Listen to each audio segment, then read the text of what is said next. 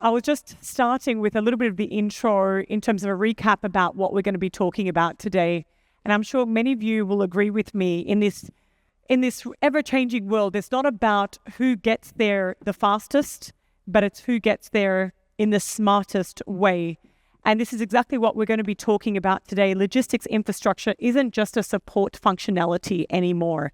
It's a strategic engine for growth, for speed, and certainly for resilience. From rail to sea, from air to road, Abu Dhabi is certainly building a truly multimodal logistics ecosystem that's catching the global attention, and we're being talked about everywhere. Today, we're going to be unpacking this very subject. We're going to be talking about how are we shaping the Emirates into a world-class logistics and distribution powerhouse. I'm very honored to have an incredible, of course, panelists here. We have the Deputy CEO of Etihad Rail Freight, leading one of the most transformative freight rail systems in the region. Thank you, Ahmed, for joining us. Next, we've got the Senior Vice President at Parsons, overseeing transport and infrastructure innovation across Abu Dhabi and Oman. Thank you again, gentlemen. I'm going to start with yourself, Ahmed. First of all, I want to think of, big picture. I want to do macro a little bit at the beginning. How is Abu Dhabi really integrating air, rail, sea, land, creating a truly connected logistics ecosystem? But not only how is Abu Dhabi doing it, but why is this such now a game changer for trade? Yeah, thanks for the question. Abu Dhabi is very advanced on creating a seamless environment where goods, data, regulatory processes are moving together efficiently. Us as Etihad Rail, we work to achieve the collaborations between the entities which we are relating with. Where we're speaking in Abu Dhabi, we have a terminal inside Abu Dhabi ports here where we speak about sea. When we speak about rail moves products from the port all the way to the inland terminals where you can mention, we can have Ruwaifat, we can have Ruwais, we can have ICAD as well, which serves Musawa zone. Mm-hmm. So we're working together as a distributor, speaking about land as well, where trucks as well. Mm-hmm. We all complement each other, working together in a full seamless a door-to-door solution for a customer. Yep. Not changing any perspective or any ways of transport. They've been transporting in a way. Rail came in. We are integrating. We're tapping on the infrastructure with the great infrastructure that Abu Dhabi has, where we're working together into tapping onto that and to support the economy, bringing in a seamless logistic transportation for our customers, as well as we have Etihad Rail has a 900 kilometer of railway linking 11 terminals, 4 major ports in the UAE. Uh-huh. So with that said, those kind of integration and synergies happening between sea, land, and rail, and any other mode of transport, where rail can support reducing number of trucks of the road, helping reducing the stress on the road itself, where maintenance, where we just spoke about the sustainable solutions, where rail could support and being part of that, about that synergy. And we're very glad to be part of this ecosystem. Right. We're supporting and as well as they're supporting of making everything to work together. And we're here and at one. We all have one goal, which is trade and keeping our customers moving, which will support the ecosystem. Yeah, and of course supporting the end user. And Hashemi, what about yourself? Of course, in terms of Parsons, how is Abu Dhabi from your end, especially with what Parsons is doing, integrating, of course, with air, with rail, with land, and truly, creating this ecosystem and complementing, of course, what Oman mentioned in terms of rail? Yes, in reality, Abu Dhabi is well advanced in most of the transportation mode, and they'll start roads, rail, airports, and the most important things now in the new world is the airports, because right now most of the trade depending on e-commerce, which is really required a rapid transportation system that could transport the goods from the source of production up to the end user. This is one of the most important things. We also have the ports, like Abu Dhabi invests a lot of infrastructure in the ports. And on top of all this is IT. Yeah. I mean, we cannot ignore the IT as a backbone of supporting all infrastructure for Abu Dhabi.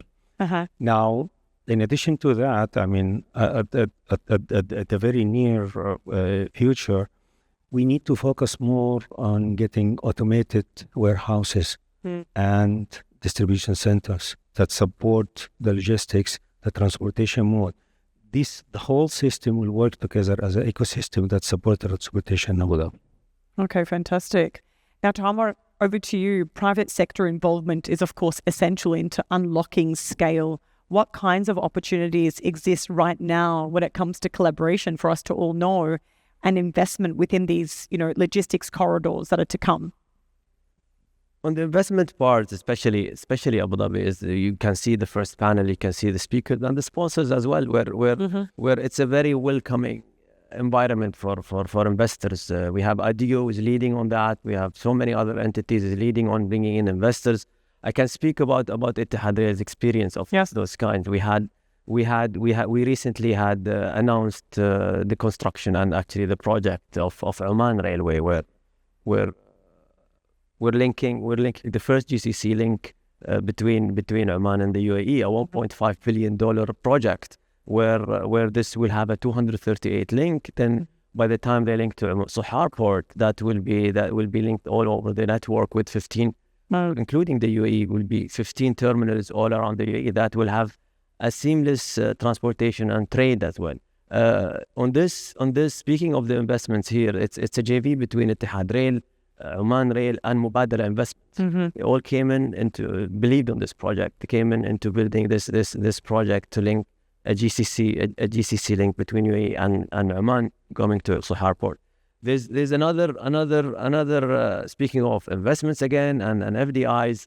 We're working with a JV now, which is a company called Rail Direct. It's a JV between Etihad Rail Freight and DHL Global Forwarding. Okay. Working in the terminal in Ruwaifat itself, we're distributing goods all over the UAE. Those are the success story where Etihad Rail having and more to come for sure on part of investments and bringing in new customers into the country. Fantastic. So I'm sure there's a lot of success stories all throughout. Hassam, over to you. When you look at what's being built today, and you guys are building quite a lot and being involved in quite a lot of ecosystems and communities, how is Abu Dhabi right now staying ahead of the game when it comes to design, infrastructure that's not only just smart, but it's also sustainable and that's future ready, and also competing with not just this region, but competing with the rest of the world? Yeah, actually, Abu Dhabi, as you said, we build the infrastructure in the past, but the first and important thing to keep upgrading the system, the current system. This is step number one. We need to push the bar up as the technology becoming much more advanced. We need to get our infrastructure developed to this level.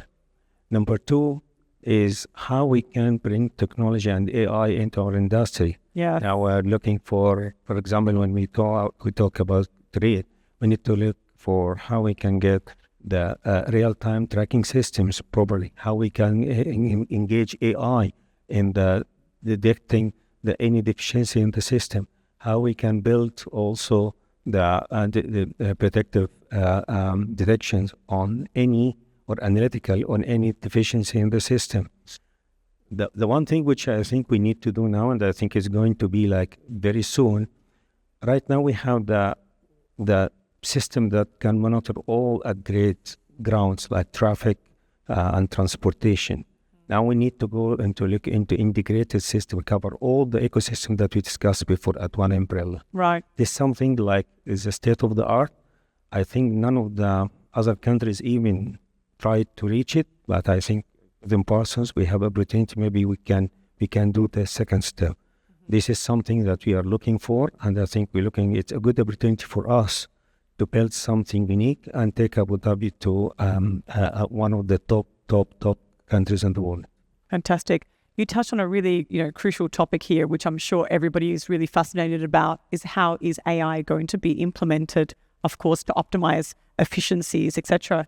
Omar, can you touch on that in terms of a bit of on technology and AI?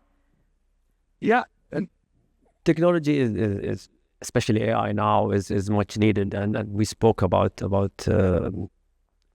digital twin recently, previous that's a very crucial and very important analysis, or would support you to find out where is the gaps on your supply chain or anything else. So those kinds of AI would support us, would support any trader to come up with an efficient solution. And that's the goal, to have such summits or such dialogue panels, and bringing people together to find a solution of that. And this is where we're walking forward for. And I love the fact that Abu Dhabi is very pro into AI and, of course, technology, to looking at the gaps, to increasing the efficiencies along the way.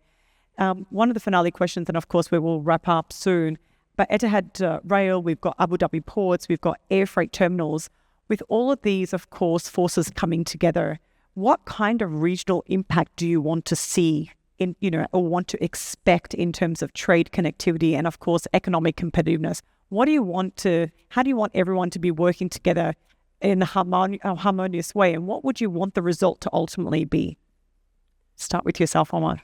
Again, a seamless solution for the product. We have a customers, we usually look at the customer. You need to figure out his pain points, where those companies or entities working together would give the customer the welcoming of bringing his trades through Abu Dhabi, through the ports, seamlessly, having the right custom clearance on time, moving out, which is happening right now. This is what we're working with Abu Dhabi ports, the customs and all other on the KZAD and the ICAD area, where we do right now, having a seamless for that, and we'll keep improving on the go, while the support of all those entities are there to make it happen.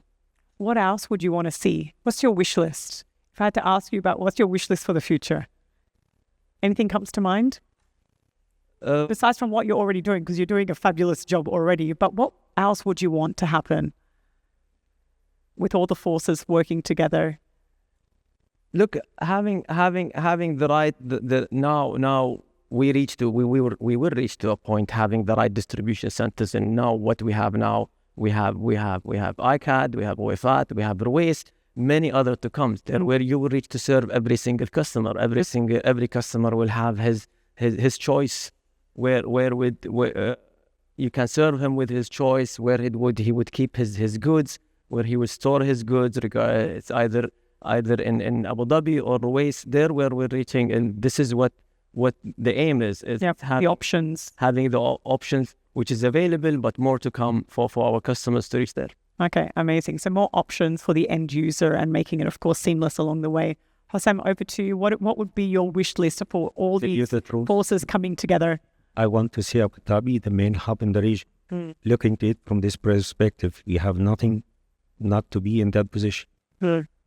Look into it. We have a proper transportation system. We have a proper infrastructure. We can bring a lot of business into the region here to Abu Dhabi, that they can really, any businessman want to come, he would find a fantastic place to work, correct? So why we are not number one? We can be number one. Number two, the government is supportive. I mean, we heard that now Omar says about the policy, the incentive they want to give it to the businessmen. So we have the opportunity, business opportunity. We have also on the other hand, there is a lot of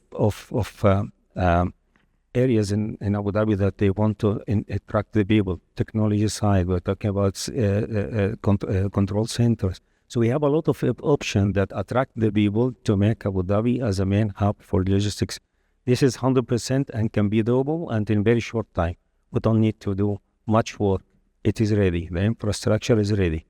Fantastic. Well, you heard it here, of course. And of course, the infrastructure is ready. And what I love about what I'm hearing is that it's coming from the top.